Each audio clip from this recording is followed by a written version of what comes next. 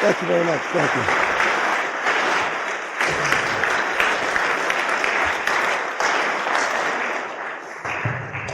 Thank you very much.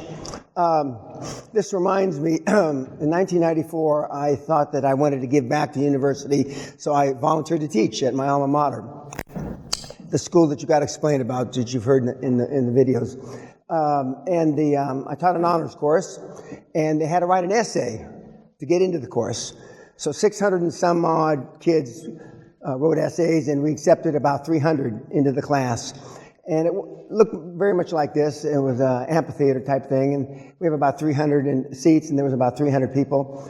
And that was in September 1994. In June 1st, 1995, when the course ended, we had 13 students left. 13. Because they thought it was too fucking hard. In American universities, there's 2, possibly 3 different cutoff dates where you can drop a class and not be counted as a bad grade or an incomplete. First dropout date, I lost roughly a third. Second dropout date, I lost roughly half of what was left. And the third drop-off date, where you got an incomplete, which isn't good for you, I lost about another 50 or 60 students, so we wound up with 13. Those 13 students, I thought it wasn't worth my time driving all the way across town to teach, so I sent limousines to take them to my house and rolling hills, and we watched the whales go by, the Pacific Ocean, but the 13 thought, for some reason, because they were the only ones left, last man standing, that they were all going to get A's. Didn't work out that way. Didn't work out that way. Only 1 A.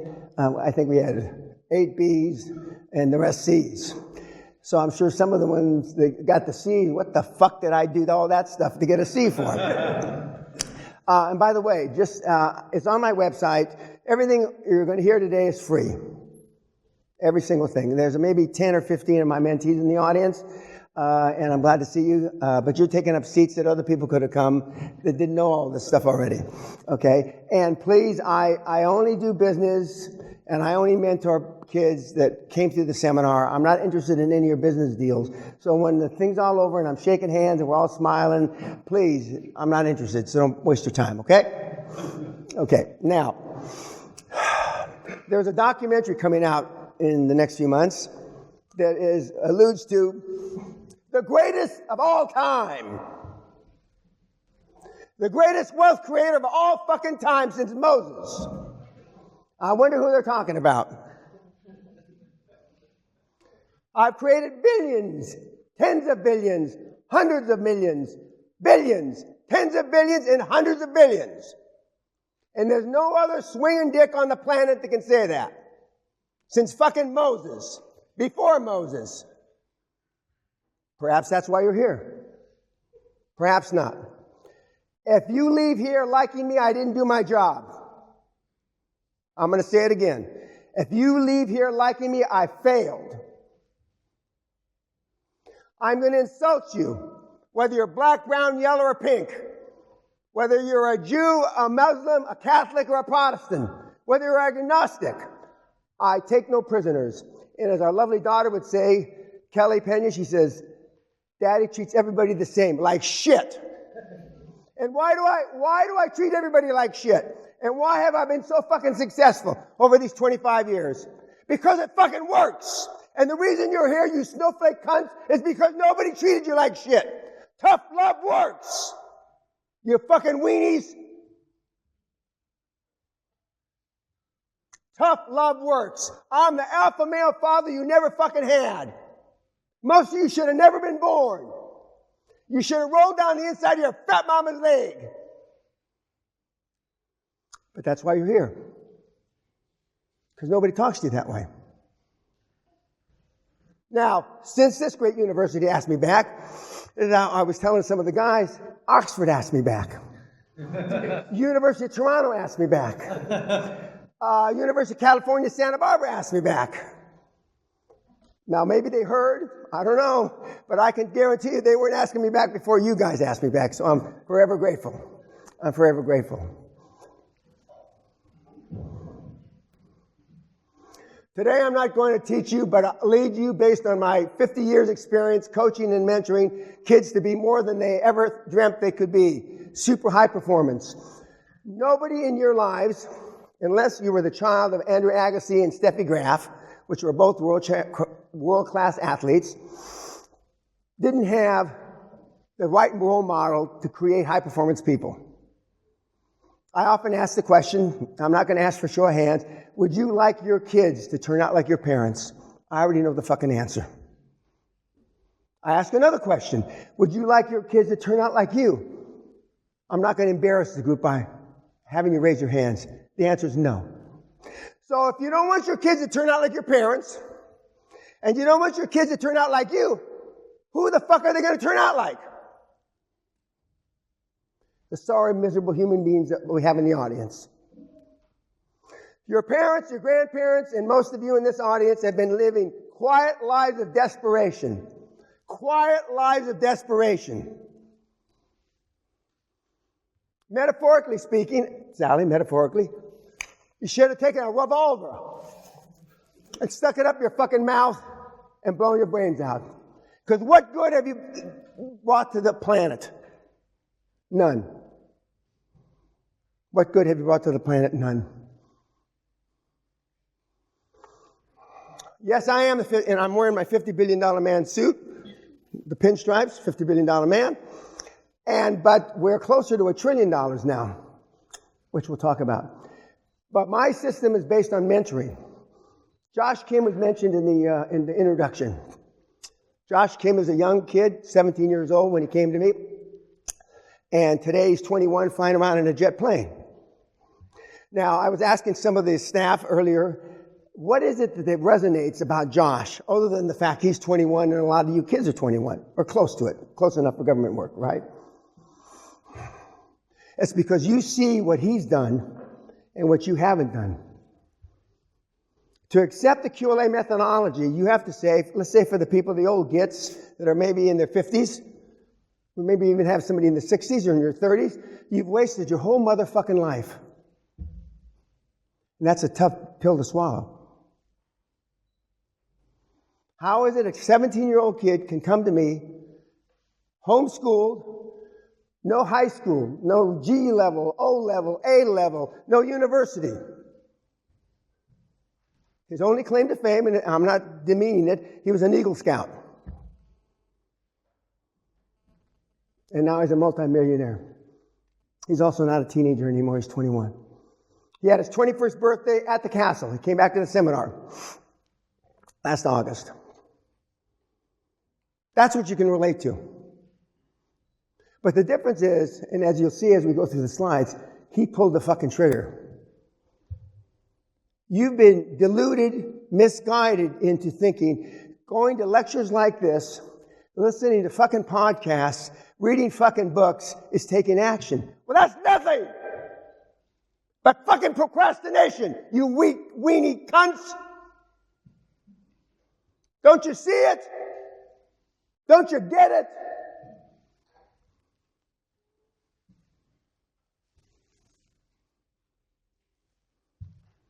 The kids that do get it, and for the kids that are my mentees in the audience, they had a dream. Josh had a dream. And when we show you what Josh's dream was, a few slides from now, you will not believe what a young kid, 13, 14, 15, 16 years old, before he came to me, dreamt of.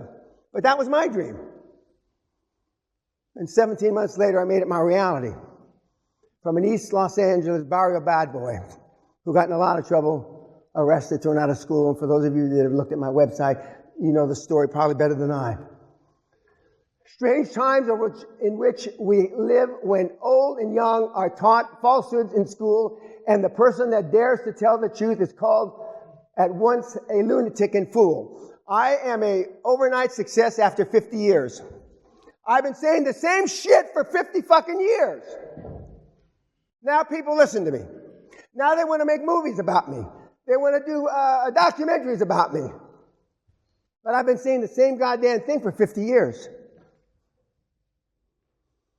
When I was growing up and my parents said something that I knew was wrong, I just put my head down and didn't say anything. Because in my time, you were seen and not heard. Now you tell kids shit, and they Google it and say, well, Dad's full of shit, right? Because you can Google it. The information is instantaneous, or almost instantaneous. And you'll go back and you tell your parents. Some of you will tell it more strongly. You're full of shit. Probably not that strong. Some of you say, you're just wrong, Mom. You're wrong, Dad. The point is, the world is different now. The point is, the reason why I get more and more at these talks, of course, they're free, and it's my best methodology or my best system to get the word out that the system's broken. There are no mentor systems anymore to speak of. When I go to universities, I ask the question, how many classes have you had in buying a business? No hands go up. How many classes have you had in selling a business? No hands go up. How many classes have you had in leadership? No hands go up. So the three most important goddamn things to living once you get out of school, nobody teaches. I had the privilege of speaking at the Naval Academy recently, United States Naval Academy, and they get classes not in the buying and selling, but they certainly get them in leadership. There are no such thing as work-life balance. There are only work-life choices, and you make them, and they have consequences. The young kids, the millennials, and to me, you're all millennials, because I call you all kids because I'm either old enough to be your father or your grandfather. They want time to do this. They don't want to have a mortgage. Why buy a car when I can borrow my mom's, etc., etc. I don't understand how kids 30 years old can still live at home. Married, with children, and still live at home. Now, I realize there's some ethnicities that live at home forever. Those aside, do you take turns who's going to fuck? You fuck on Wednesdays and we fuck on Tuesdays? And what if you're married or you're to a moaner or a screamer? Then what the fuck do? You got to wait till the parents leave the house? What the fuck? Do you realize how ludicrous on the face of that is? I mean, don't you get it?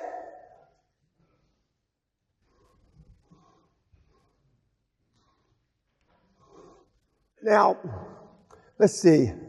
We'll take this old git. That's you. That's you, okay?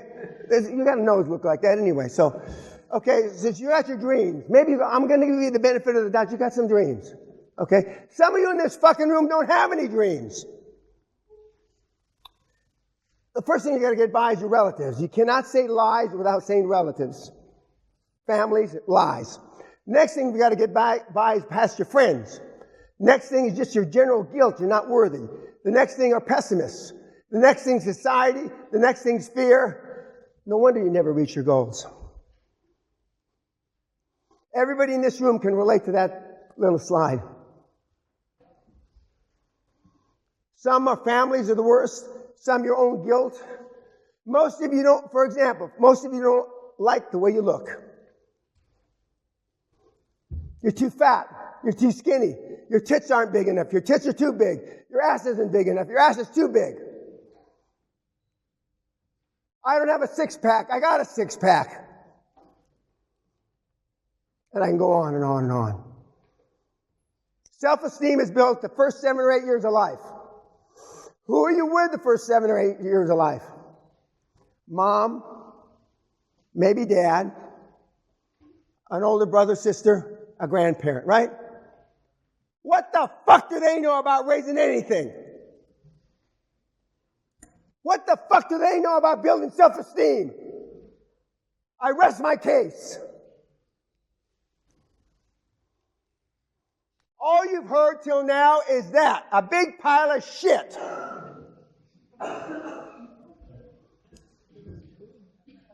Some of you have been going back to the same fucking seminar for years.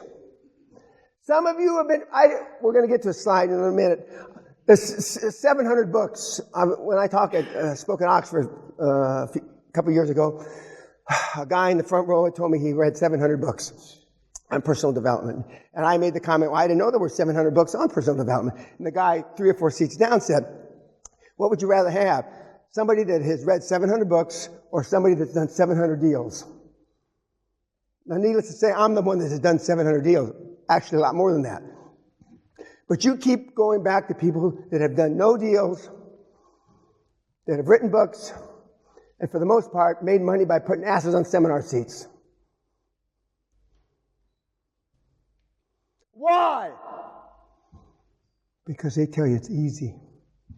And I'm telling you, most of you in this room are going to fail in life.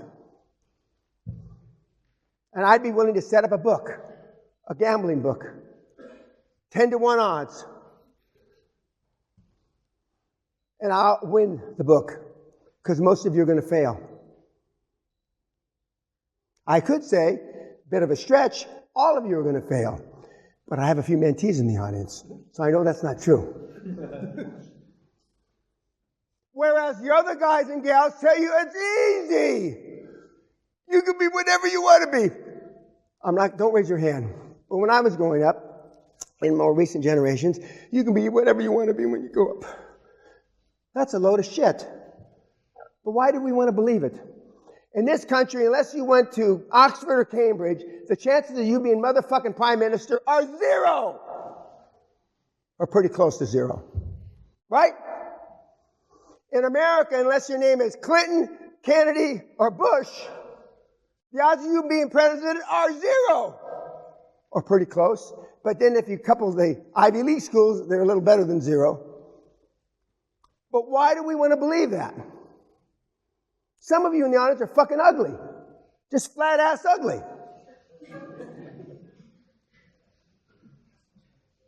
Yet your parents, your mother, I went to a 50-year reunion with my lovely wife, and she met all these older women in their 90s, one almost 100, that I was an angel, they told her.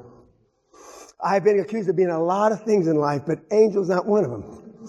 So you must block out, brain cells as you get older. But other than that, I was a terror. I was a terror. Kids are not programmed for success because you have your parents to look at, and they were poor role models. Josh Kim, we met his parents once before, a couple years ago, but we went to their house this last year because I had to see with my own eyes. And when we went out to dinner afterwards, 10 kids. Josh is the oldest. We're sitting at the dinner table with Josh's parents, and I said, with the greatest respect, Sally and I discussed this on the way back from your home restaurant. We cannot relate to your family in any way, shape, manner, or form. They were perfect. You keep 10 kids aged from 7 months to 19 years old. Yes, ma'am. No, ma'am. They stand up when an adult goes in the room. They hold the door for women. Ba ba ba ba. They were fucking perfect.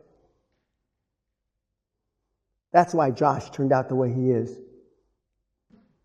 And how close to perfect were your parents? Not.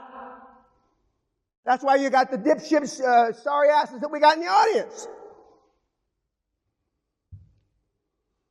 He just went and took care of business, did a QAA like the courses he never took in university. And he's doing it now. And he's not the only teenage phenom. He's the most successful teenage phenom I've had in the last 20 years. But we got a lot of kids. We got university kids making $1 million a year. Which I don't even brag about because I don't think it's any big fucking deal. And when we were at Krakow University in Poland the year before last, I'm giving a speech just like this, and I say $1 million. In fact, one of the $1 million a year guys is in the audience. Jan, do you mind if I embarrass you by asking you to stand up? He stands up. He's a student at Krakow University. You made €1 million last year. Yes, I did, Mr. Peña. Not one single student in the fucking audience, not one single student in the audience asked how he made the $1 million or went over and talked to him. Not one single fucking student asked him how he made the $1 million or went over and talked to him. What does that say? Volumes. Just like you read all your books, you don't learn anything. When I was at Oxford 2 years ago, I have a kid, Oxford student, who made $700 or $800 million. Not one Oxford kid asked me his name or how he made the 700 or 800 million.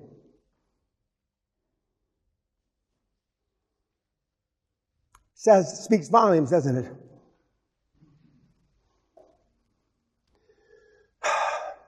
I shouldn't have been programmed to be successful. I'm first generation Mexican. My mother and grandmother swam across the Rio Grande River as illegal aliens in 1924. Illegal. My mother would be rolling in her grave if she knew I was telling everybody. She didn't become legal until she was 32 years old. I was already born. But that kid, my grandson, our grandson, is going to be a high-performance person because from the clothes he wears now, future legend, he's going to be programmed like a motherfucking robot.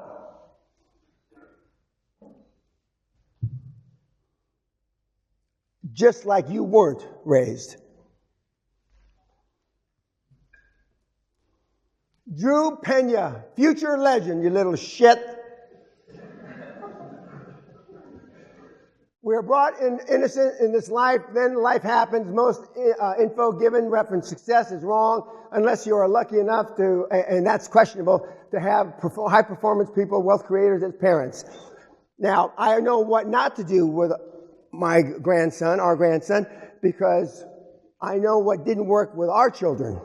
Not everything I tried worked, but we now know what works. It is one thing to study war and another thing to live like warriors. How many have read books about, I'm not going to ask you how many are in self-defense. I'm not going to ask you how many pills and potions. I'm not going to ask you how many are trying to get a six-pack. I'm not going to ask you any of those questions. But I will say this. You know why a lot of the guys and gals are into that? Because it's easy. You get a six-pack in the fucking kitchen. It's what you eat.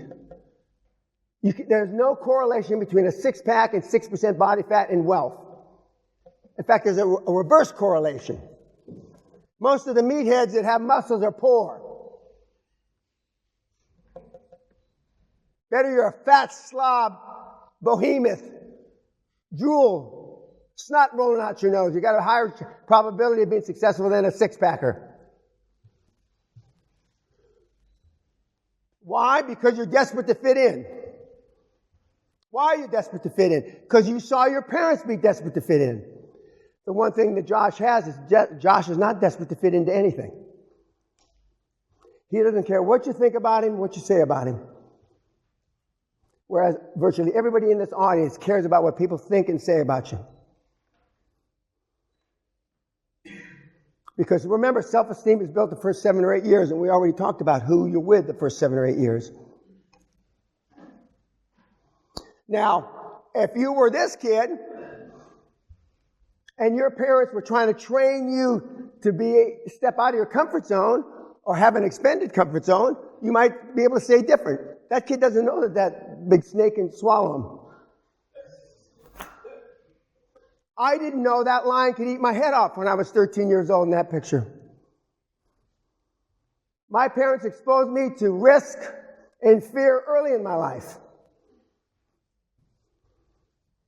My mother is off camera there on the left. You can't see her in hysterics because the lion had just had my head in its mouth. Most of your parents wouldn't let you take a picture like that. You might get hurt. And now look at you, the wussy cunt that you are. And I've continued it all my life. Yes, you can get hurt by the tigers. Of course you can. People do get hurt from time to time. Doesn't look like I'm too worried about it. There's Sally in the back just a few feet behind me. And yes, that's not a Photoshop. The silverback gorilla in Rwanda, Sally and I are this far away from him. And Charles, the big male silverback, had an affinity for blonde girls, my wife being one of. And you can't touch them, but they can touch you. And they touch pretty hard. And yes, we went trekking with lions. And yes, people get hurt. But we've continued to expand our comfort zones all our life. About 4 years ago, we were in New Zealand. And what's the place we were at? Queenstown. And I looked at a big poster on the wall. And the big poster on the wall showed bungee jumping. And I said, Sally, I want to do that. So Sally turns around and says, that's where we are, Dan. We're at the home of bungee jumping. It's right up on that hill. So I signed up the next morning. I go, and there's a big line, about 30, 40 people in the big line waiting to bungee jump. But there's 40 to 60 mile an hour winds gusting. So all the six-pack, peel-popping, 4% body fat millennials, they're going, oh man, when that fucking wind dies out, I'm gonna jump that motherfucker.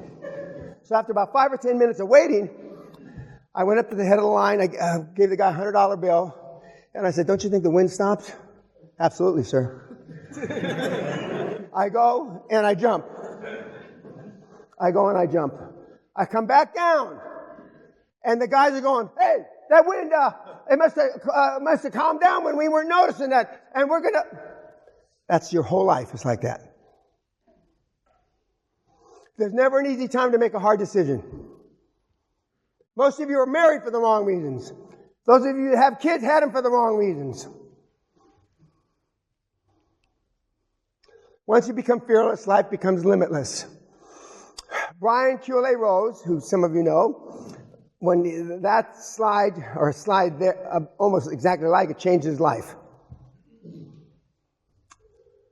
He became fearless of what other people thought of him.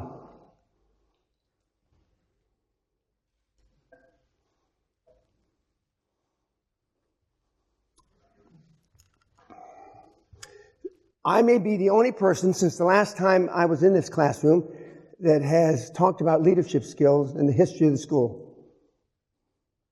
I may be, because it's not something that is stressed unless you go off to the military. But you're here for a reason. You're here because you're looking for answers. Some questions you've never asked. And I'm here to tell you, especially since everything that I've said so far and everything that I will say is free on my website. And why do I give it free? I give it free to take the last excuse away from you why I'm not more successful. I went from the highest price content on the net to free. Because people complain, we can't afford your stuff, Dan. I'll give it away. We have 2 links on our site, my site. One is deal flow and how do you get the fucking money. Deal flow and how do you get the fucking money. They're the 2 least clicked links on my site. If you're really serious, you go to deal flow, and then how do you get the money to do the deal flow? In a given day, we may have 5,000 people on the site. We have 6 people that click deal flow, and 3 people that click how do you get the fucking money. Out of 5,000. Who's kidding who? Who's kidding whom? I think that was a bridge too far for the audience. Y'all looking at like a deer in the headlight. How do you get the fucking money? Deal flow. Okay? 5,000 people a day, only 6 in 3 click. Maybe that's why they don't click, you know? That's a bridge too far for them. Command allows no intimacies, is lonely at the top. I saw a bunch of you hugging each other here today, and I realize that's a sign of not some sort of endearment. It's not my sign of endearment, but Bill Gates does not hug Warren Buffett. Trust me. Steve Jobs didn't hug anybody. Elon Musk doesn't hug anybody. You get the picture? Bill, Warren, Elon, and Steve don't hang out. They don't fucking chill. You get the message? None of those gentlemen go to the World Cup. None of those gentlemen go to the Masters golf tournament. None of those gentlemen go to any of the sporting events. You get it? Now, certainly we know the world's fucked up. I could have 50 countries out there instead of just 15. We all realize it's rioting. I mean, when I was growing up, and France used to be like paradise. April in Paris, bullshit, right? Now they're setting the fucking country on fire. The world's fucked up, and everybody knows it. What I have on my website for free works better in a depression than a time of prosperity. From chaos comes order. I drove by a college today, not this college, and yelled boo. 35 people went to the hospital, 734 needed crisis counseling, 429 needed a safe area or room, and classes were canceled for a week. Now, when we were again at Krakow University, we were on the third floor of the physics building, as I recall, and it was real quiet. And there was a sign in Polish. And I asked our guide, why is it so quiet here? I was listening. This is a safe floor. Safe from what? From stress. Are you bullshitting me? What are you talking about? Safe from stress. There is a floor to go to if life becomes too overwhelming. Are you fucking kidding me? No wonder you're all fucked up. Are you fucking kidding me? In the military now, you can't slap and hit and punch people anymore. Now they pull out a card. If the drill instructor is getting too hostile with them, they pull out a card, not like this, but a card. That means, leave me alone. I need safe time. Are you do you think that's what's going to happen when the Taliban come in and they chop your fucking head off? You're going to give them a safe card?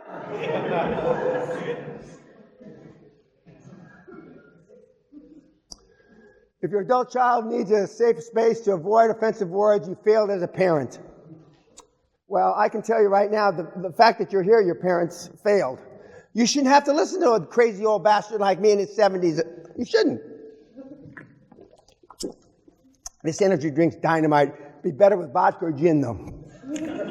Okay. That's my endorsement, kind of a half-ass endorsement.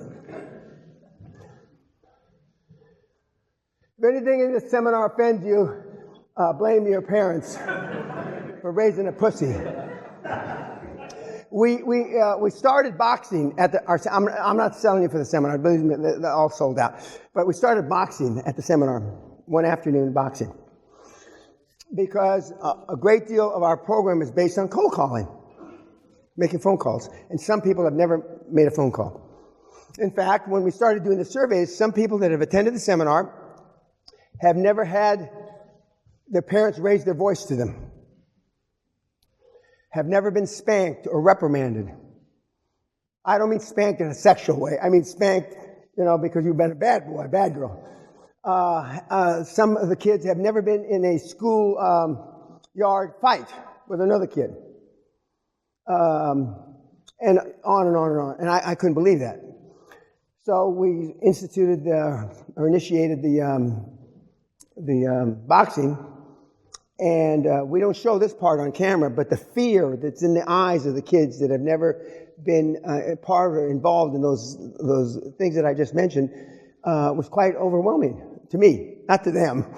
And so it's worked very, very well.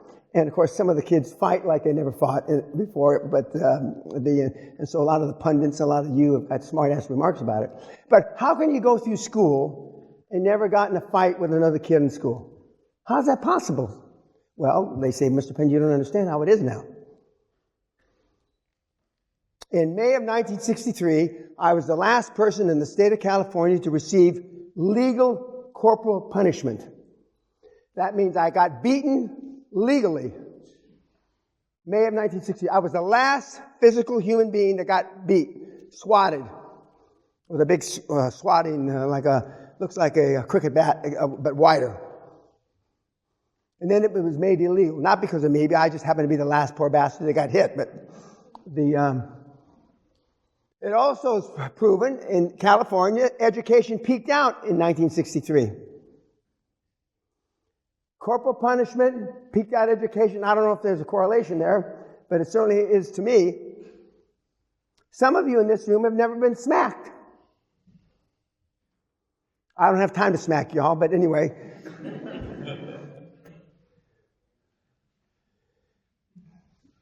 When you're growing up, when you're 6 months old, unless you've got your nappy needs to be changed, kids are happy. When they're 3 years old, they're happy. When they're 7 years old, this is the end of the self-esteem era, they're happy.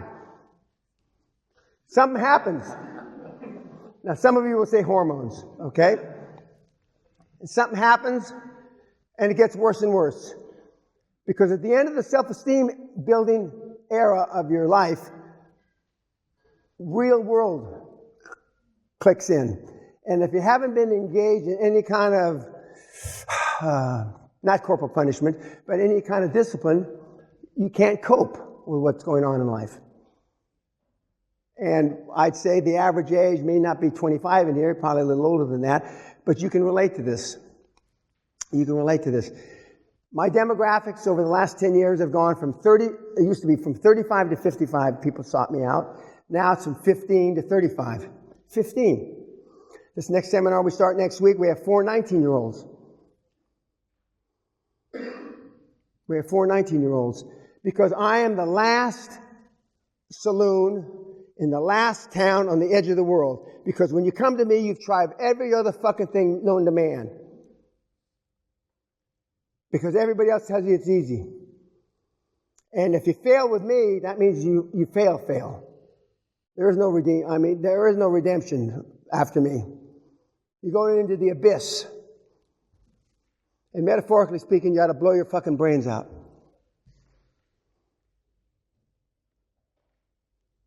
And I can smell fear in this room.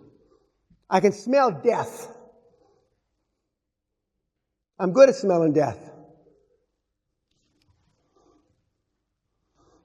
This is American symbols of manhood, how it's changed in my lifetime alone. This is my dad era, and this is your era. What the fuck? You ought to be ashamed of yourselves.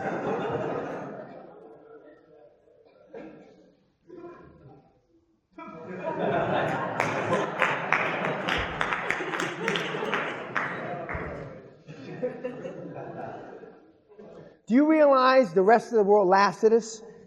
Do you realize the Russians think we're all faggots? Do you realize most of the Eastern Bloc countries think we're faggots? Because we are! We're an embarrassment to humanity.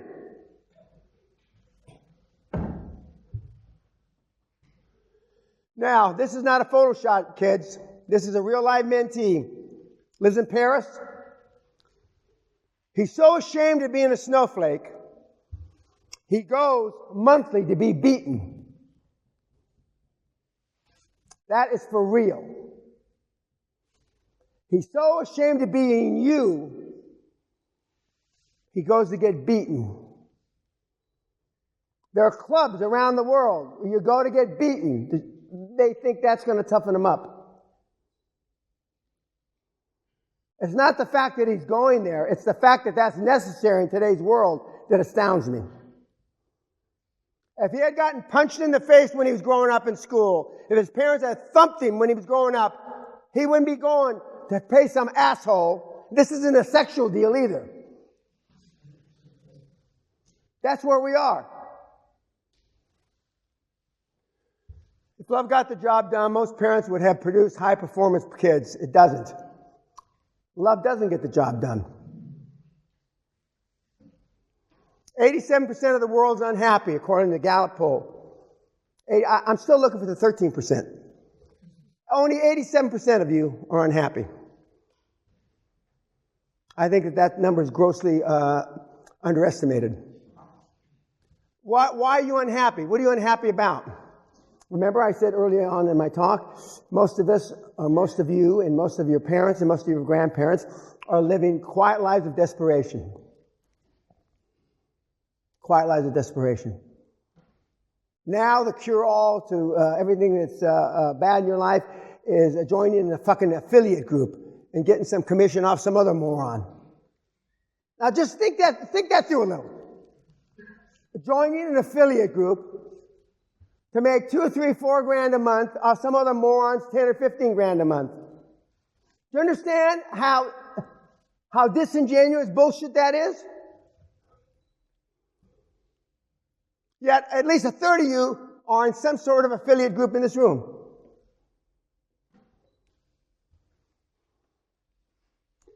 Life expands and contracts through courage and through pain. That isn't taught anymore. It was taught to me by this guy. This was my dad. And the next slide or two, he wasn't a great father, but he was an extraordinary guy. And this is not much of an exaggeration what he looked like. He had a 56-inch chest, 18-inch arms, and he never lifted a weight. Never lifted a weight. He was a gymnast. He was on the alternate to the 1936 Olympics. But he beat me like a rented mule. Worse than a rented mule. I should come up with another rented mule. When you come back into town, when my mother used to say, Danny, I want you to do such and such. I'm not doing that, Mom. I guess we're going to have to get your dad involved. No. What did you want me to do exactly again? Because the last thing I wanted was my dad to get involved. Because my dad hit first, asked questions later. I have a scar on this knee. I used to walk out into the street and get too close to cars. My dad says, you're going to get hit by a car someday. Nah, I didn't listen to him. I'm a 5-6-year-old. You don't listen to your parents too much. So he decided the only way he's going to teach me is to hit me with a car. So we had an old Ford that had runner boards. You know those boards that you stand on like in the old-time movies? Well, that runner board had a piece of chrome that was sticking out of it like this. And so he wheeled the car around to brush it up against me, but the piece of chrome went right through my knee, this side of my knee, and came out this side of my knee, and he's dragging me down the road. My mother, again in hysterics. Manny. Anyway, I never walked out on the road again. Never. It didn't even dawn on me to step up near the curb. Because all I saw was flashbacks of that fucking thing going through my knee. I had a boxer, a dog, not dissimilar to our boxer now, who used to jump on kids as they rode by with their bicycle. My dad had a theory, and he says, well, if I run over him with a bicycle, then he won't knock people off bikes. So my dad not ran over him once, not twice, but 3 times. Broke a few of the boxer's ribs, but the boxer never, ever, ever even came close to a bicycle again. That's what you needed. That's what you needed.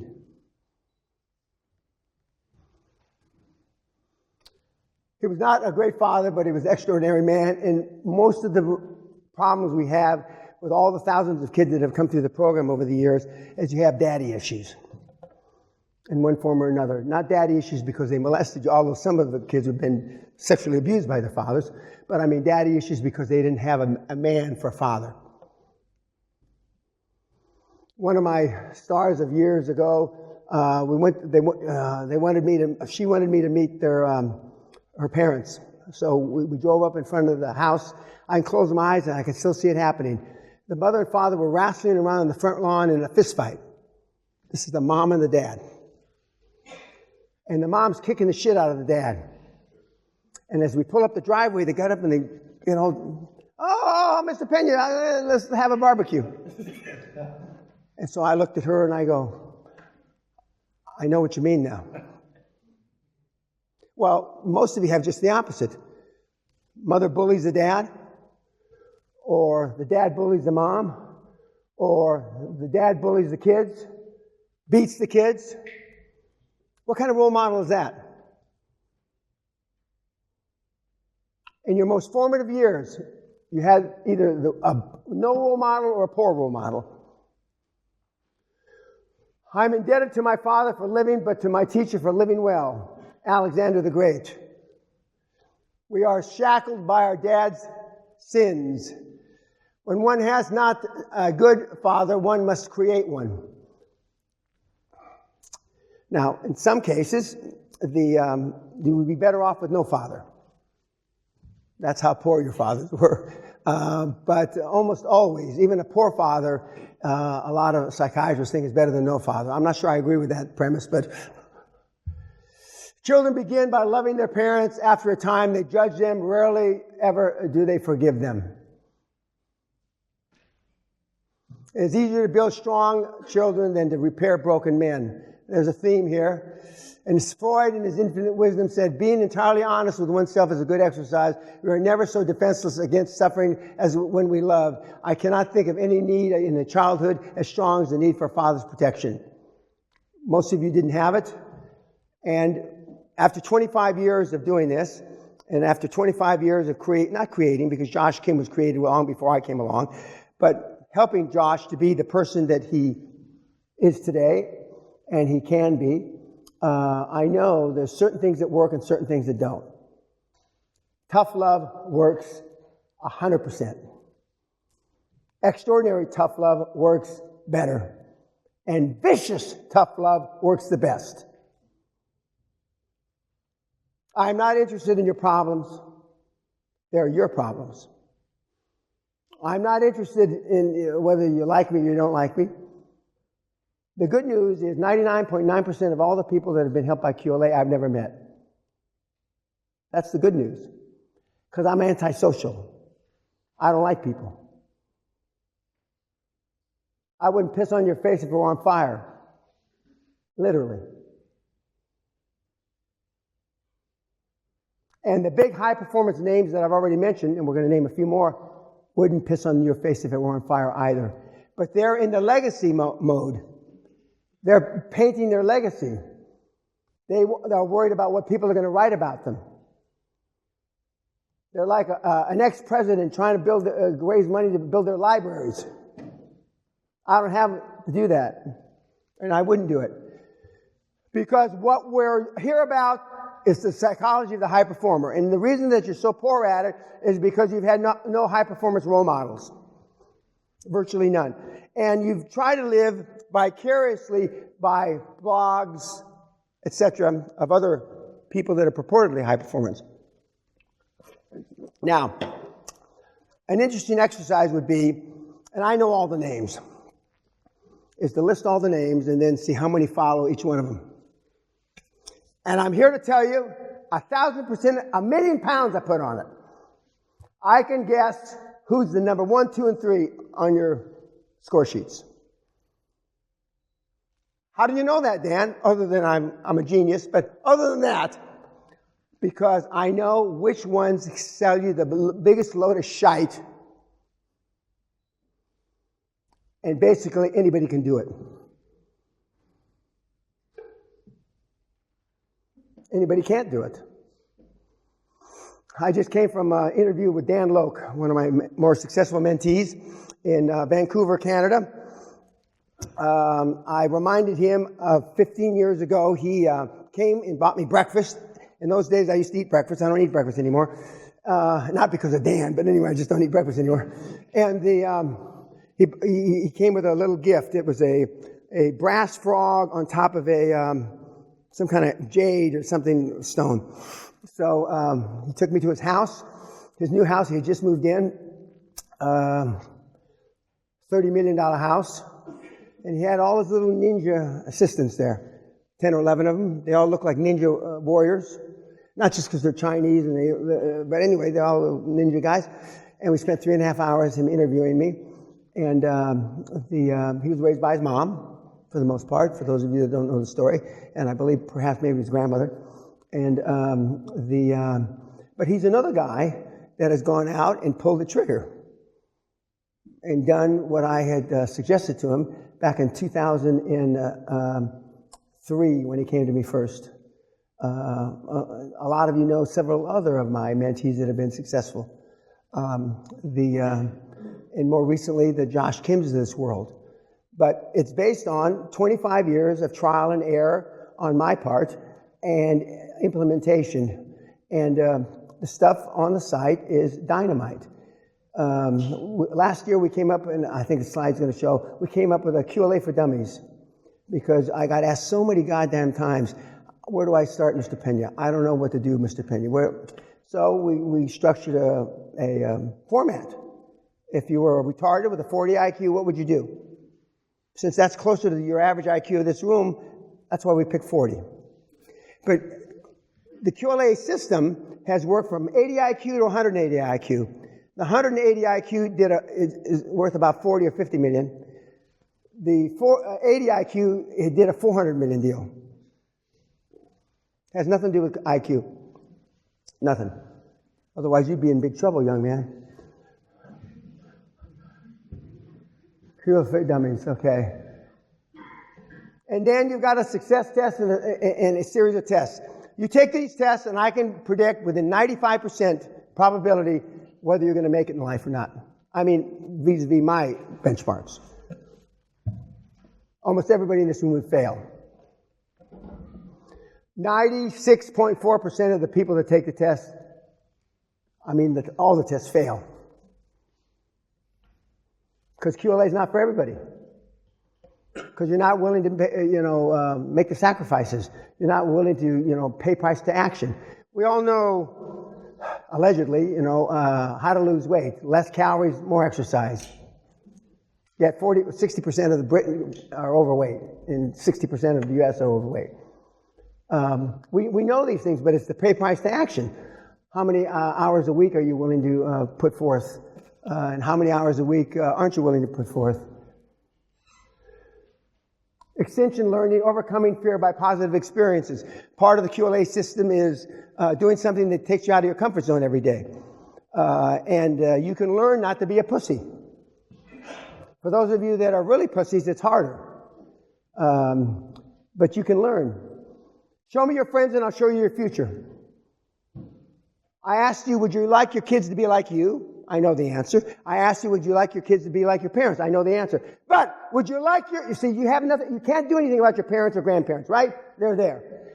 But would you like your kids to turn out like the fucking bums that you chill with, that you fucking hang with? Fucking bums! I know the answer to that too. And you can't blame your parents or grandparents, only but indirectly, because you chose those 5 mates. Nobody chose those cocksuckers but you.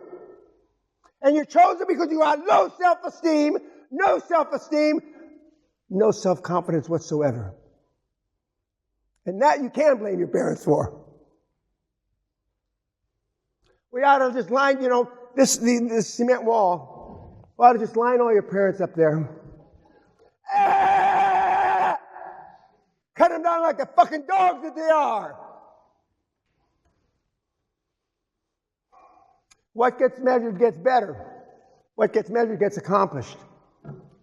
The QLA system, the Josh Kims of this world, follow the QLA system of accountability. You don't. Who are you accountable to? Your phone? I have 3 cell phones. All of them are turned off. I don't use any of them. I don't check messages or whatever you do on them. Whatever you can do, I don't know how to do it. And I'm proud of it. True self-esteem has to be earned. If in any way, shape, manner, or form, this small couple hours helps you on your journey, and it's not a journey, because that's another thing, another slide coming up. Life's not a journey, life's a model. You find somebody who's where you want to be now, and you just mimic, copy, model him all the way through. If you wanted to be a great footballer, I don't know, Messi now, or there's great footballers. It used to be, my idea was Pele, okay? You try to be like that, right? Not like some fucking bum that you drink beers and pints with at the pub. But right now, you are modeling bums at a pub, more or less. Hopefully not more, but less.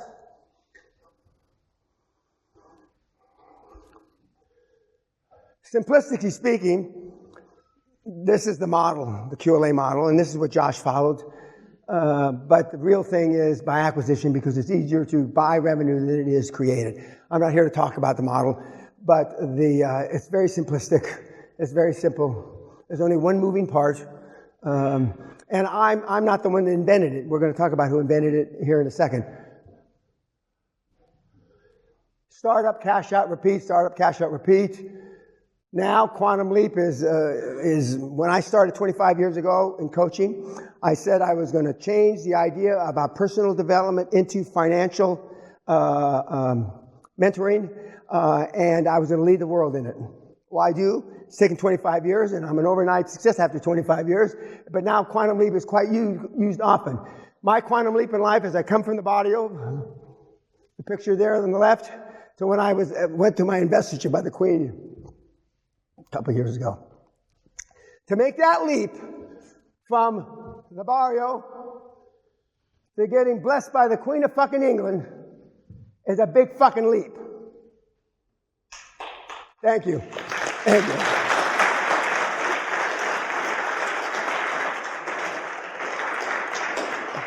And my interim step was when they made me an officer and a gentleman. The United States Congress said, Lieutenant Peña, you're an officer and a gentleman by the act of Congress.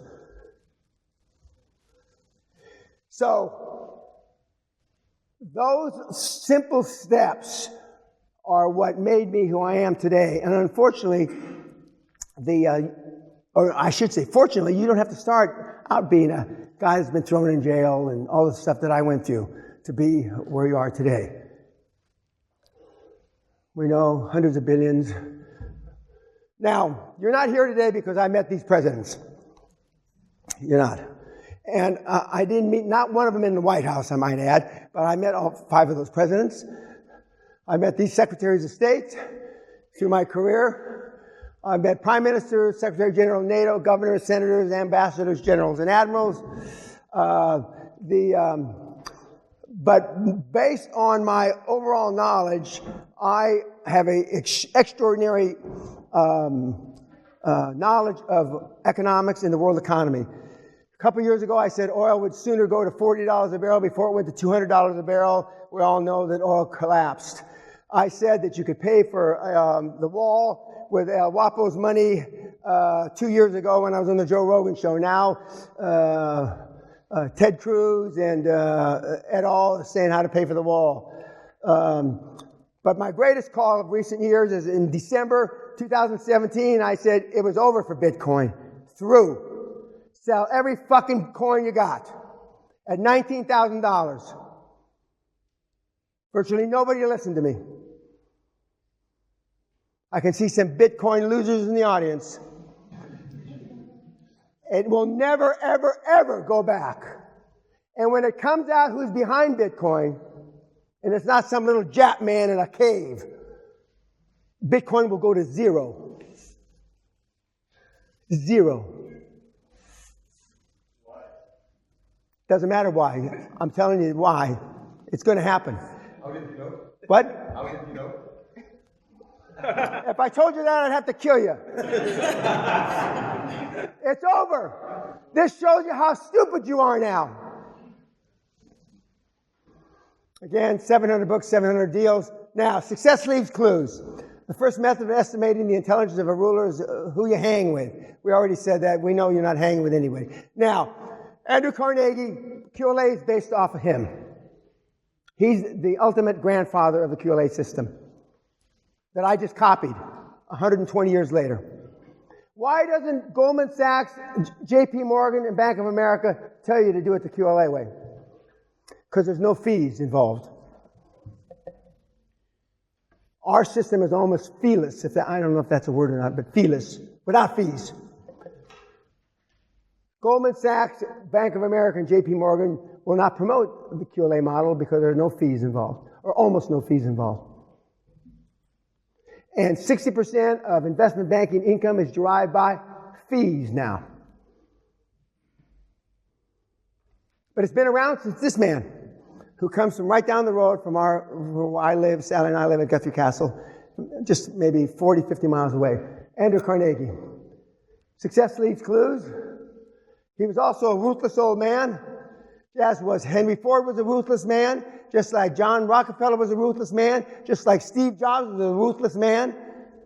As Apple Inc. CEO Cook regularly begins sending emails at 4:30 a.m. and previously held Sunday night staff meetings by telephone to prepare for the next week, Cook shared May 29, 2013 that his leadership focused on people, strategy, and execution. He explained, if you get those 3 right, ruthless guy, 4 o'clock in the morning sounds ruthless to me. Our good buddy at Amazon well, now he's splitting up his net worth, so he's not quite as rich anymore. But to get keep your job at Amazon, 80 hours a week. To be considered for a promotion, 85 hours a week. To get promoted, 90 hours a week. There's people in this room that don't work 90 hours in 3 weeks.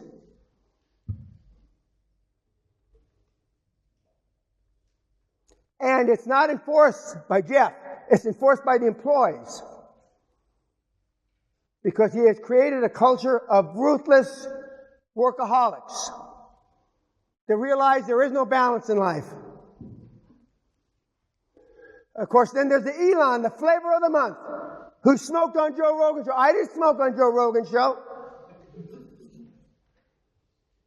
I think that says it all.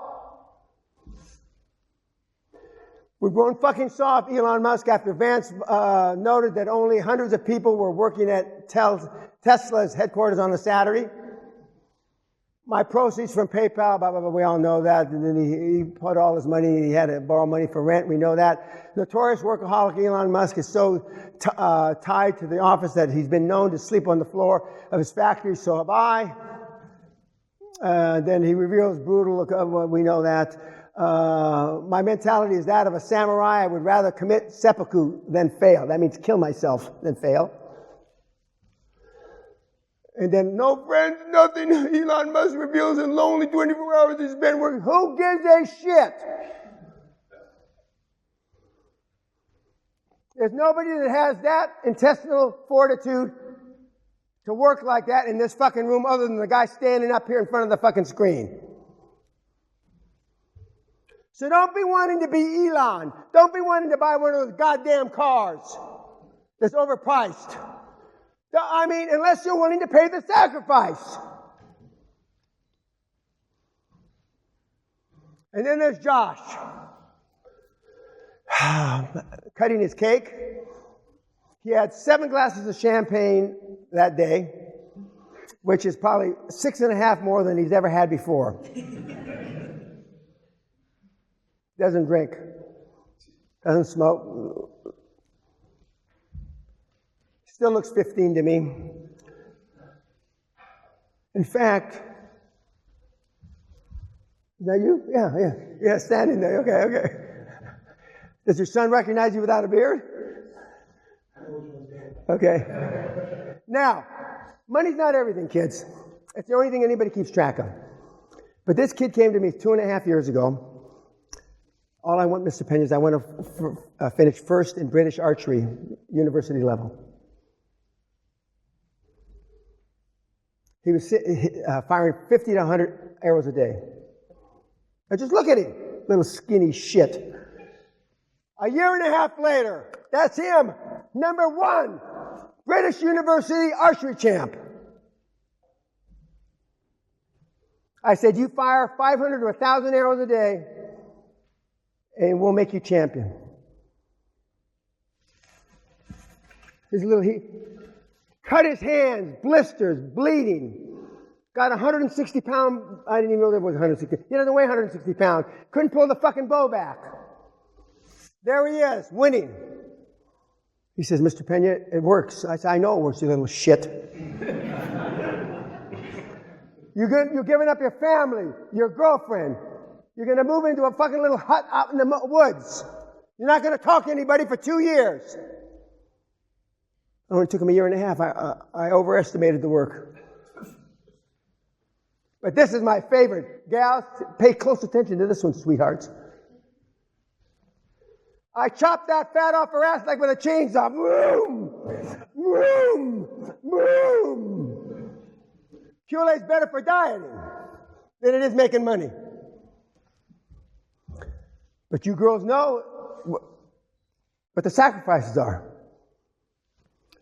She's a professor at Columbia. She thinks that I am Jesus Christ.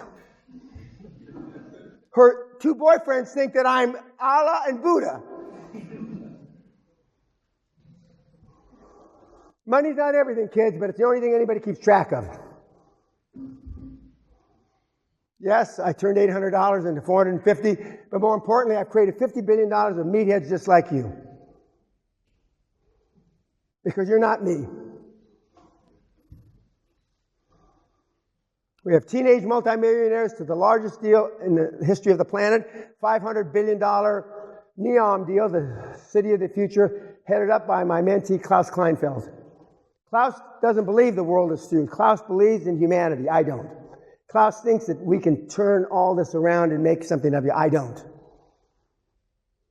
The Romans had their day, the Athenians had their day, and we fucking had our day. We're through. It's irreversible. That's why Elon and Jeff want to die on the way to Mars, because they also think it's true. We're through. Don't you get it?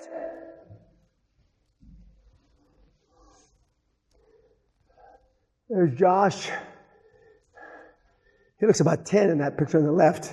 Now, he thinks that he looks 30 years old in the picture in the middle. When you get a lot of money, you start deluding yourself. You start. Now, this is the kid that makes $1 million a year that nobody wanted to know his name even. Jan. He was Josh's roommate at the first seminar in 2015. Matt Popius, some of you may know, is another one of my success stories. Came to me when he was 17. These kids turned down $20 million for 5% of their company, IT company. They've been doing QAA since they're 13 years old. The kid on the left made $100,000 when he's 13, and his father thought he was doing drugs. 13! What were you doing except jacking off for the guys? Jacking off on your computer at 13. This is the kid from Oxford who made all the money. Nobody wanted to know his name. This is another recent kid, a grease monkey from Kansas. Now flipping around in his jet. Oh, Josh. Now, this is Josh's island. Josh calls it his island. It's not his island, but that's where he plans on living, in that house. Let's back up a little here. That's his island. And that's the house the estimates are between 40 and 50 million to build that house. And he had that as a goal before he came to me. And you're hoping to go to Tenerife for 3 days for 700 pounds, all included. What a fucking joke. I mean, do you realize how much of a joke that is?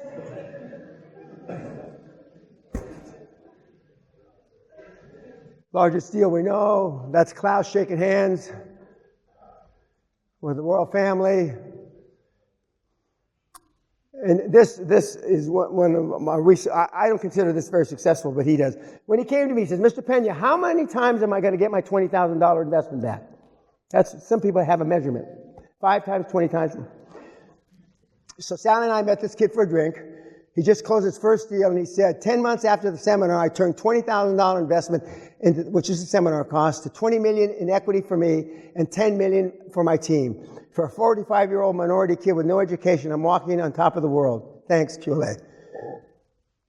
Very unlikely. He gave a third of his $30 million to his team. People don't normally do that. Normally, it's 29 for me and $1 million for my team. Or 29.5 for me and 500,000 for my team. But he gave a third of his money to his team. A third of his money to his team.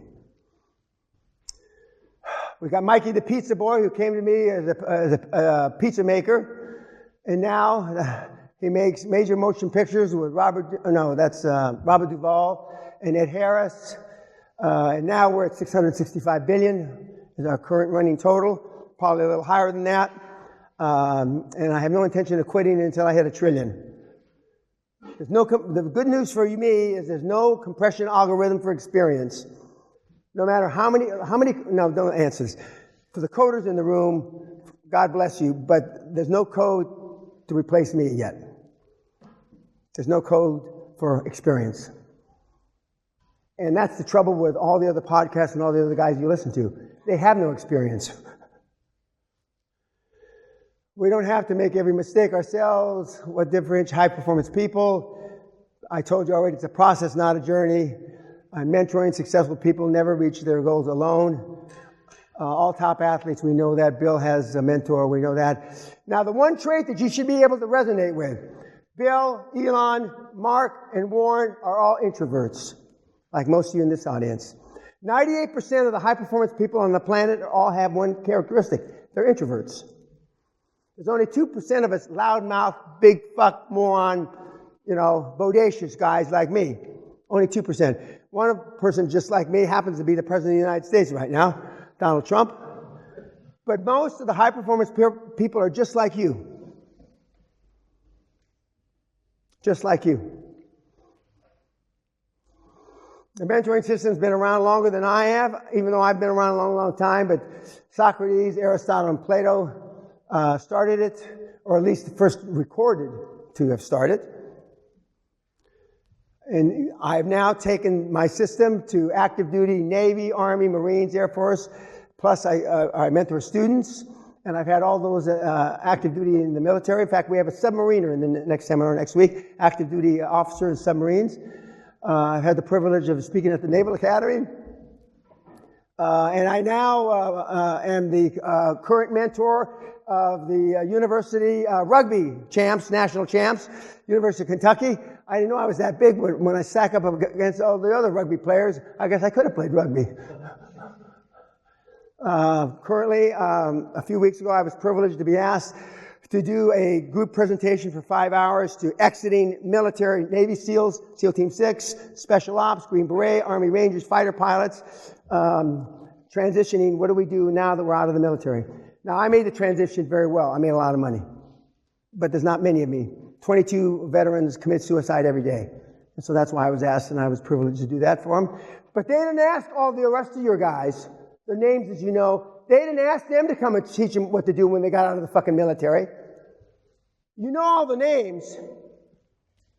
There was only one person on the goddamn list to ask, and it was me. It was either me or nobody.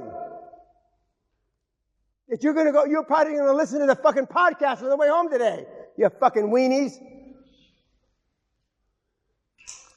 Money is free right now.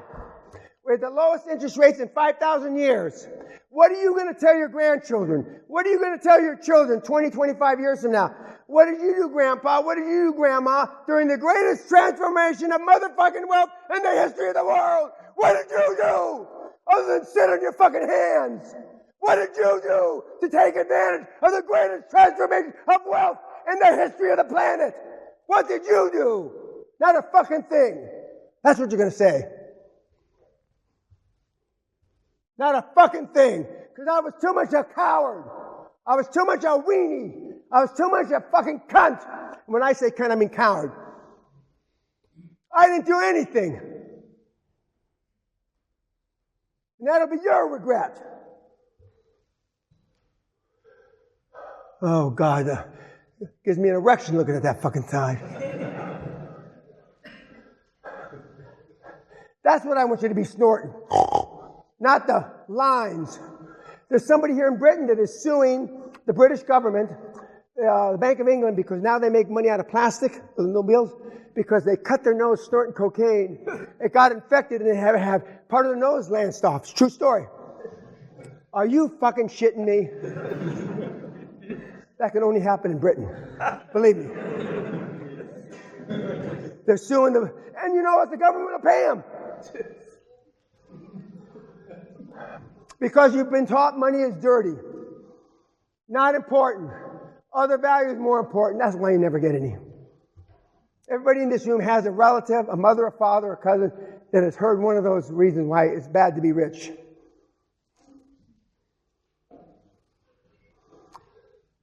Surround yourself with those in the same mission, not your mates at the pub. I used to, when I first came here in 1981, during the summertime, the pubs expand out onto the street, right? And there's like 20 deep outside a pub drinking. It's still working hours. I didn't understand in 1981, and I don't understand in 2019. Show me your friends and I'll show you your future. I said that. Now, I've got 2 or 3 mates, as you'd call them, but that's who they're like.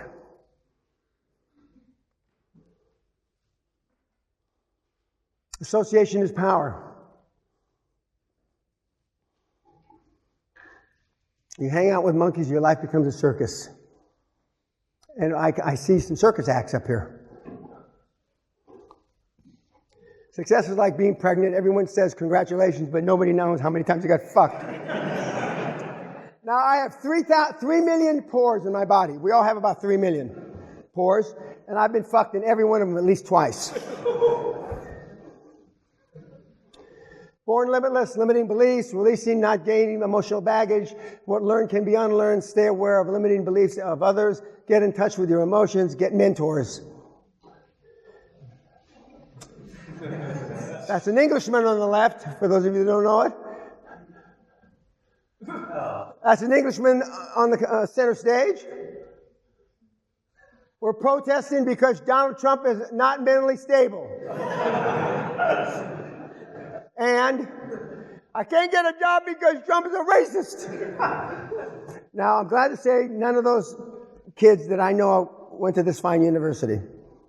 None that I know of. And as Pope John II said, it's all in your hands, kids. It's up to you now. And I'm open for questions.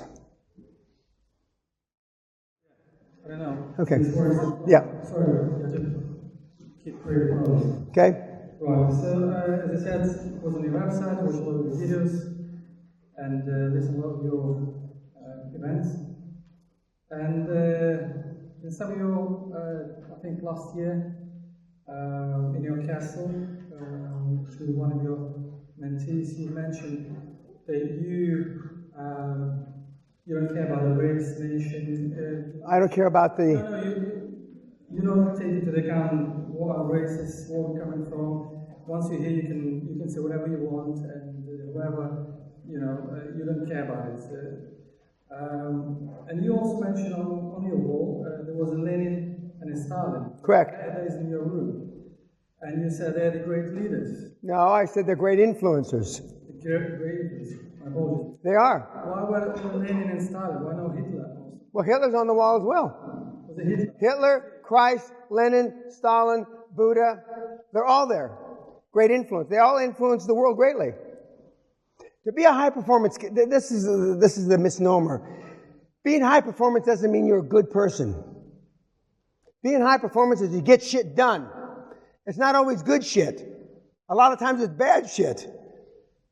But those are high performance people because they were great influence. They got Genghis Khan's on the wall, Attila the Hun. I mean, pardon? Okay, so they're influencers. I mean, you have this misguided notion that being a high performance person means you're good. It doesn't mean that at all. Hitler's the best public speaker of all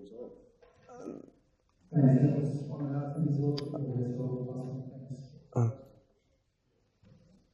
I've got 3 questions. Sure. First one is, one of your ex-mentees, he talks about something called a reverse exit. Is that something that exists in the QAA world?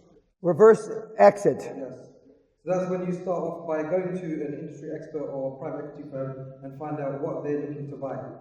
Well, that's not a reverse exit, but a reverse exit, I'm not sure in the context that whoever said it. But Around for that. okay, I was just going to say, okay, a reverse exit is going to private equities and taking low-hanging fruit from private equities. Private equity firms, by definition, are not just buyers, they're sellers. Okay, if that's what he meant, a reverse exit. But in fact, we just did one this year, not this year, last year, late last year, where we took out the private equity. In fact, the guy that turned $20,000 into $30 million, he took out 3 private equity firms that were not happy with their investment, and he took them out, and he wound up being the beneficiary. Maybe I should explain what he says. He said you go to private equities, you go to any strategic buyers, you find out exactly what they want to buy, where they want to buy it, and you build a company based on their criteria. And then it's a much quicker turnaround from stock. Yeah, well, I mean, that's easy to say, but difficult to do. Because you go to Warren Buffett, what do you want? Okay, then we're interested in cybersecurity. So then you go hustling around and find 5 or 6 cybersecurity firms and then sell it to Warren.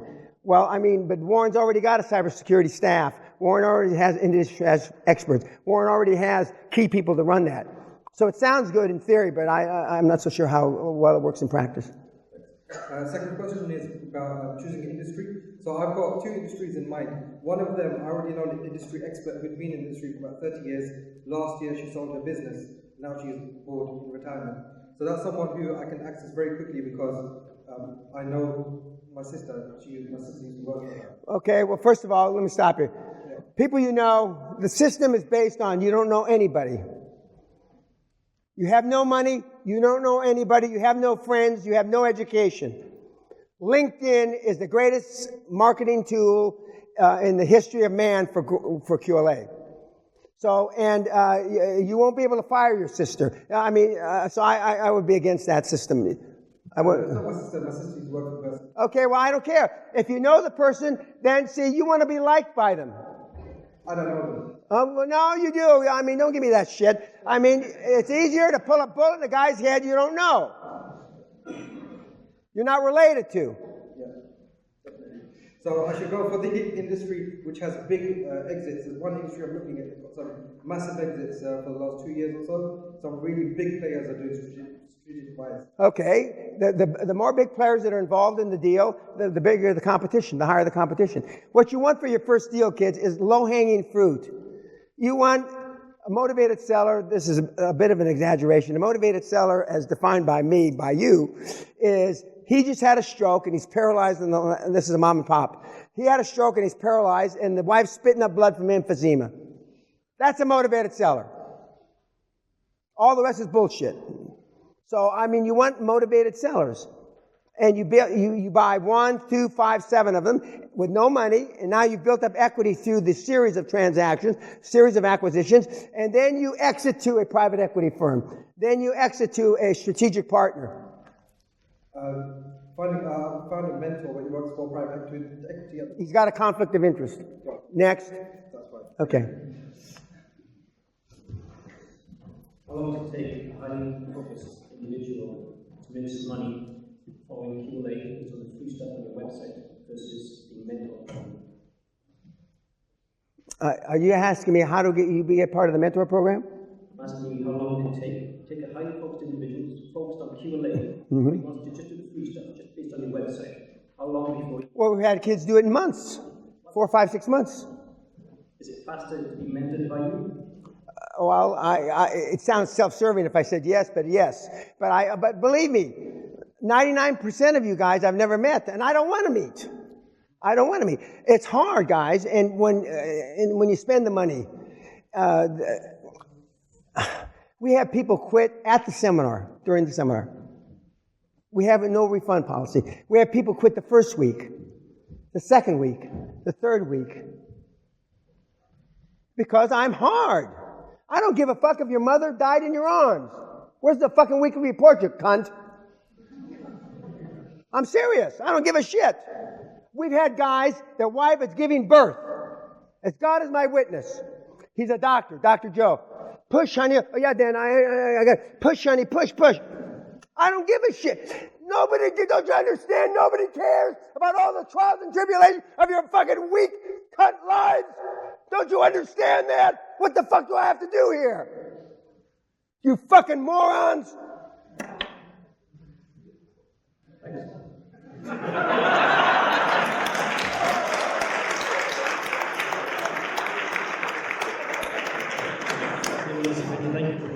You're welcome. My name is Keegan Law. I'm in the real estate investment industry. I've been adopting the QLA methodology for the last 6 months or so. Good. So I have 2 questions for you tonight. Okay.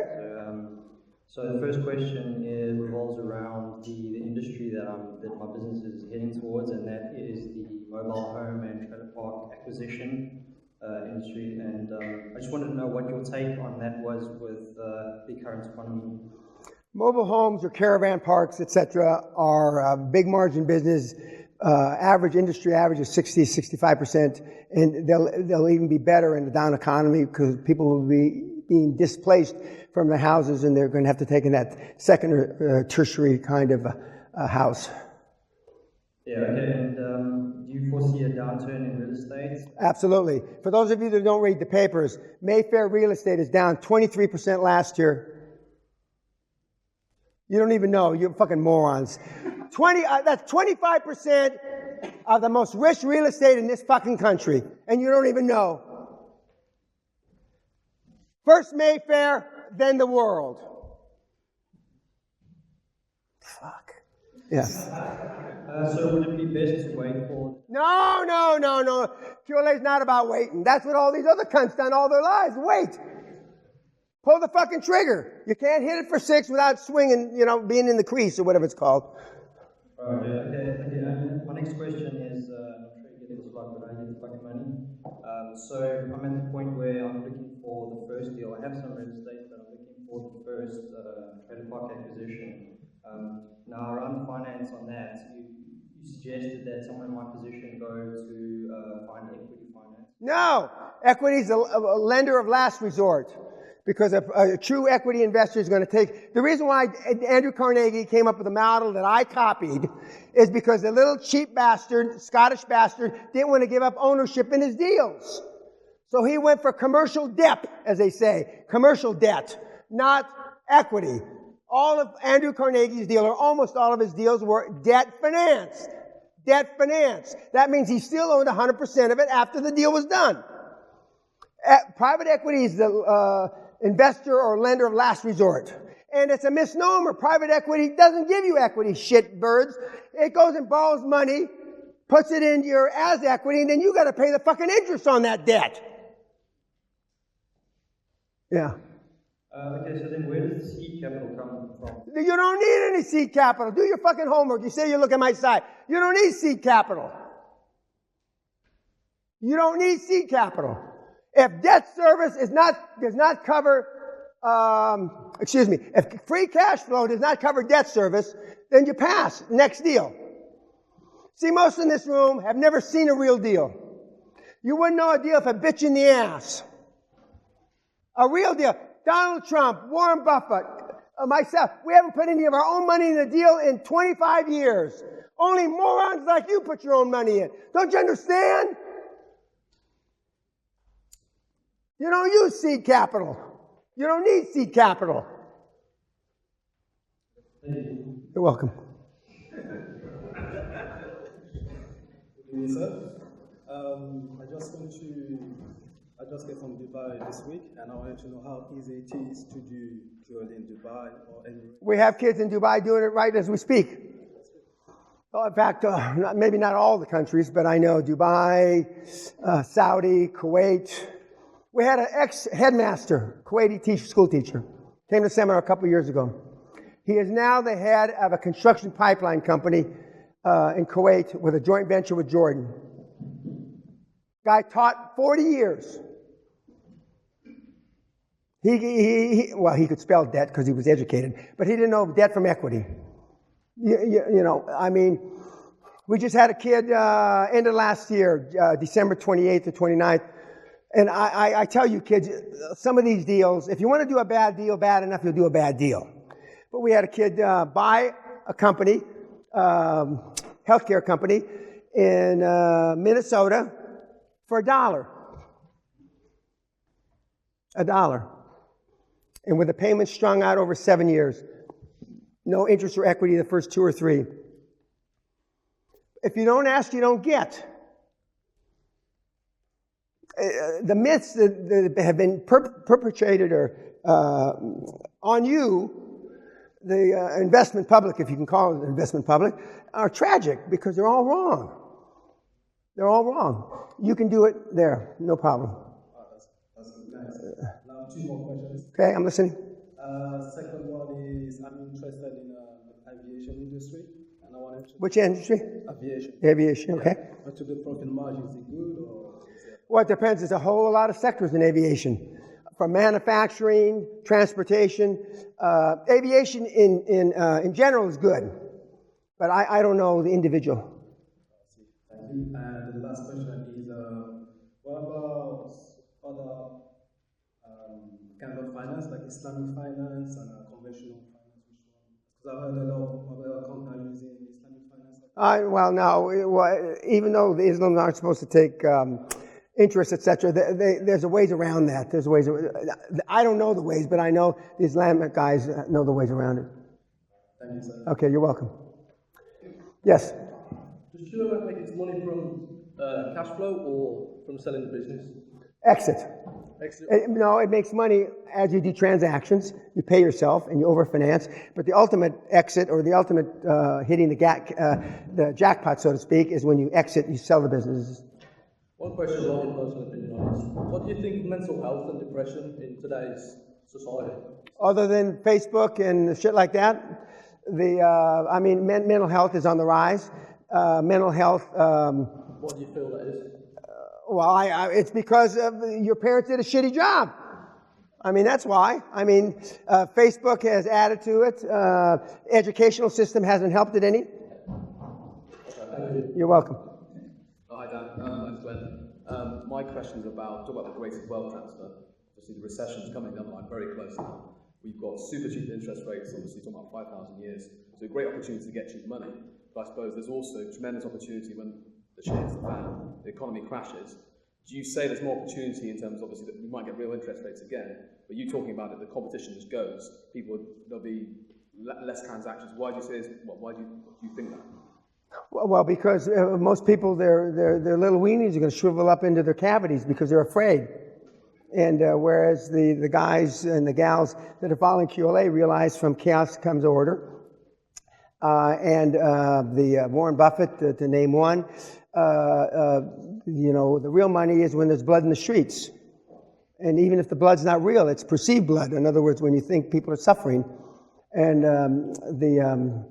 for those of you that read the papers yesterday, it's we had the worst in 8 years. GDP dropped unfortunately, the headlines drive the economy in a lot of ways. Yeah, and so, it's chaos. Depression is best for us. Blood in the street, 40% unemployment is the best fucking scenario that I can think of. I'm going to say it again. 40% unemployment. During the Great Depression, there was only 35% unemployment. 40% unemployment and blood in the streets. Rioting in the streets is the best thing for us. Why do you think I showed that fucking slide up there? Rioting in the streets. Now, it's tough to get rioting in the streets without anybody getting physically hurt. I understand that, so that's why I don't preach that too much, because they'll think I'm an anarchist or something. But the shittier it gets, the better it is for us. Yeah, no excuses for the Okay.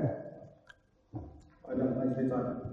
I'm targeting food and agriculture businesses, specifically in Nigeria. Do the professionals that I retain for my dream team need to be based specifically in Nigeria, or they can be an international law firm, accountants? Well, it's better to have boots on the ground. Okay. And then is food and agriculture a specific enough segment to target, or do I need to break that down? No, that's good. That's good. Fruit and agriculture is good. Great, lovely. Thank you. Just two quick questions. First one, where do you think the biggest growth is going to come from in the economy? The biggest what? Growth. Healthcare.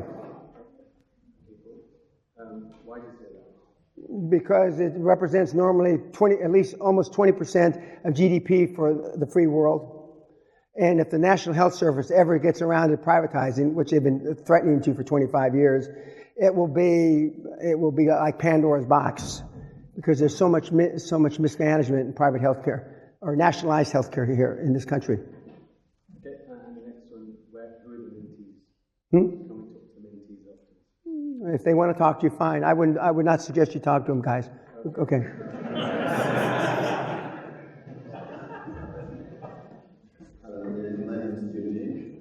Hi. And I've been following you for quite a while. Okay. I really haven't got to this depth of coming to your meeting. I am an inventor. Inventor. And I have invented a product. And I want to surround myself with people the product is actually selling. And I want to surround myself with people who can, because without a team, in one of the programs it says there are two most important things you can use to leverage your business. One is for other people's money, and the other one is other people. Other people, correct. And these are the two things I'm looking for. How do I get surrounded? Well, I got this same question recently in America. I told them, it happened to be in Boston, and I said, just look across the river, MIT, you got to go to a place that promotes and other type inventors, and that would be in this country probably Cambridge University amongst others. But you've got to get in a quasi-academic environment. Otherwise, you're not going to get any of the give and take from other bright people unless you get surrounded by that kind of thing. Very seldom, other than through some of the big incubators. When I had the privilege of being with Siemens for 10 years, they had a innovative incubator. They had several innovative incubators, and so they would find geniuses running around in their laboratory coats, as we used to say. But other than the incubators and the universities, I really don't know what to tell you. You don't have the academic chance of I can get into all the industry, networking and things like that. I don't know. I'm not an inventor, so but we do have inventors that are following the steps. But I mean, QLA works in the corporate environment and it works in the entrepreneurial environment. But I mean, the key, whether you're an inventor or you're in a corporation, the squeaky wheel gets the grease. The squeaky wheel, the one that opens their big fucking mouth. But then you might get fired. You might get fired then. What do you want? Do you want pay, price, and action? Do you want your idea thought well of, or do you want your idea accomplished? If you want your idea accomplished, open your goddamn mouth. The squeaky wheel gets the grease. And all of you in this room, save 4 or 5, have been taught, keep your mouth shut, keep your job. If there's a recession coming, you got to pay your bills. Wrong. And then we have generation after generation after generation of guess what we got? Are you. And we've already ascertained you don't want your kids to be like you. You don't want to be like, I don't have to go on and on and on. Yeah. You're welcome. Yes, ma'am. Good evening, sir. Thank you for the time. I came here today, especially from Poland, especially for your event. And I have, Donkey well. And I have a question. How can I choose? How can I find an industry? For example, I have 14 years of experience in banking. Should I stick with it, or should I? There's not many roll-ups in banking, but I can tell you right now, we have kids using QLA and roll-ups in healthcare in the Netherlands and all through the Benelux countries, from physiotherapy to chiropractic to dentists to regular physicians. So I mean, healthcare is hot everywhere, kids, everywhere. You're welcome. Evening, Dan. So since I started watching your content, I've done a couple of things. I've been boxing for the last 4 months, and I've also joined Toastmasters, but I'm looking to upgrade my friendship group, or who I associate with. I know you mentioned Rotary in the past, but are there many clubs that you would recommend? Well, I still say Toastmasters, I still say Rotary, I still tell you all join the most expensive club you can't afford, instead of it's better to go out to a Michelin star restaurant once a month than to go out to the shitholes you go out to 3 times a week. I mean, that's just the way it is. When I was in, see, this stuff is so habit for me. I've been doing the same things for 50 years. It's hard for me to think outside the good habit continuum. But I mean, most of your friends, and I say this politely, I'm not trying to be polite, aren't worth a shit. I mean, what good has your group done? Forget humanity, you. Other than you got somebody to go drink with on a Friday afternoon. If that's your definition, well then, I mean, you're wasting your time. So, but I mean, Rotary's good, but there's good Rotary clubs and there's better Rotary clubs. So you go to a couple of meetings and see what it's like. And when you go to these clubs, you want to be, number 1, you want to be on the membership committee. Number 2, you want to be on the finance committee. Because if there's anybody worth a shit coming through, you're going to see them on the membership committee. And if there's anybody worth a shit, you're going to know about them through the finance committee. Not on the Christmas ball committee, and not on the golf tournament committee. The fun committees. You want the unfun committees. You're welcome. Thank you, Dan, for coming tonight. I've been waiting for this moment for 7 months. Okay. First thing I would like to ask about is the seminar in August. So I applied, and I'm currently waiting to receive feedback from WINAG. And I want to ask, when is the latest? I remember your picture. You're from... Zimbabwe. Yeah, yes. Okay. When is the latest you want the money?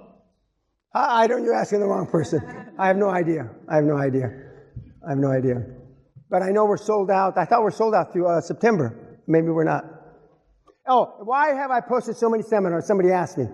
Because the response, like I say, I'm an overnight success after 50 years. In the last couple of years, we get 6,000 requests a month about seminars. 6,000. And so we doubled, not doubled, we increased the seminars 50% this year. But we can't, I'm not going to get seminars every week. I'm selfish, but not that selfish. So I don't know, you have to just email back to Winnick. I don't know the answer to that. And then the other question is, so I started up a virtual reality educational company. We're developing software, and at the same time, I'm in my final year of university. And my team is a team of 4 people, and they're... Did you say poor people? 4 people. Oh, 4 people, okay. They're poor, but there's 4. Yeah, so everybody's in university, but we're all in our final years. And recently, last week, we're going steady. We had developed a teaser, not like the actual software, just a teaser. And so I met up with the UK Prime Minister, and is sort of interested in the idea. And then after that, I met up with Ryanair, and they're interested in that. I'm not interested in any of this. Just ask me a question. So how do I get these parties to collaborate? You won't. You're pissing in the wind, quite frankly. And you're black, and you're just pissing in the wind. They're jerking you off. That's my humble opinion. If you were white, they would have never answered your goddamn email. I met them in person. Okay, well, maybe that's why they're not answering your email. See, I tell the truth. If you're black, you tick a box. If you're a one-titted, one-legged woman, you tick a box. A box. All the rest is bullshit. And anybody that tells you any different is lying to you. I don't have any boxes to tick. So, okay, that aside, what would be your advice for, let's say I'm finishing uni in May, right? And then I'm going to go out into the world, and I don't know if I'll get into the seminar. What would be your advice in terms of... Just pick an industry you have passion for, and follow the steps on my website. Okay? Okay, ma'am. Thank you so much. Good evening, sir. Thank you for your time. Okay. It's an honor to speak to you. I'm wondering, please, sir, which female entrepreneurs do you recommend as excellent role models, and why, please? Okay. It's a 50-50. Oprah Winfrey's the greatest female entrepreneur of our time. But Oprah's got more baggage than this whole room put together. Negative baggage she carries from all the shit that she did and didn't do and all that. Okay, I'm not going to go there. So, but for taking action and doing stuff, Oprah is a great role model. And she ticks a lot of boxes, boy. Black, this, that, this, molested, raped, overweight, I mean, you can't find anybody who's got more shit wrong with her than her. Thank you. And sir, one last question, please. What are your views on law of attraction and new thought thinking? You attract, okay. But most of you have negative vibes. You're going to surround yourself with people that don't put you outside your comfort zone. So the law of attraction works against you. When you create positive vibes, positive habits, yes, then you'll attract a different kind of person. Most of the people that have gone through the seminar have a different set of mates, if you will, than they did when they first came to the seminar. In a lot of cases, a lot of them are now no longer married to the same person they were married to. A lot of them are. We have a 60%. I was going to say death rate. We have a 60% divorce rate, not death rate. 60% divorce rate, because they realize that they're married to somebody that they shouldn't be married to. Wow. Thank you so You're much. welcome. Right, thank you. Hello. I want to ask you about economic crisis that is coming. How it will look? Will it be the same? Like It's coming. You're right about that. Yeah, sure. Will it look the same like in Venezuela or? No. The difference between the Venezuelan breaking down and a potential breakdown in Britain is Venezuela is a corrupt country, has been corrupt for many years. A lot of you may not agree with the current prime minister, the last prime minister, but they're not corruption like there's there. So it's a different, there it's who you know, who you can steal from, etc. This is going to be more or less across the board. High unemployment. I don't think we're ever going to get hyperinflation, but high unemployment and a lot of loss of jobs. There will be a contraction of the financial system. I personally wouldn't have saved all the banks back in 2008 and 9. I would let them go down the toilet. But it's just going to be, I want to say a good old-fashioned recession, but it's going to be a good old-fashioned recession. And do you think the Swiss franc will be a good investment? No, I don't know that. I don't know that. I do think that there's 3 or 4 currencies that I've always liked. I like the pound, the dollar, the U.S. dollar, the Swiss franc, to name 3, and occasionally a couple others. But most of the currencies, and why does everybody always go back to the dollar if it's such a shitty currency and it's not gold back since 1972 or whatever? Because it's the strongest fucking currency. What are you geniuses, you know? Why do they always go back to the dollar if it's such a shitty currency?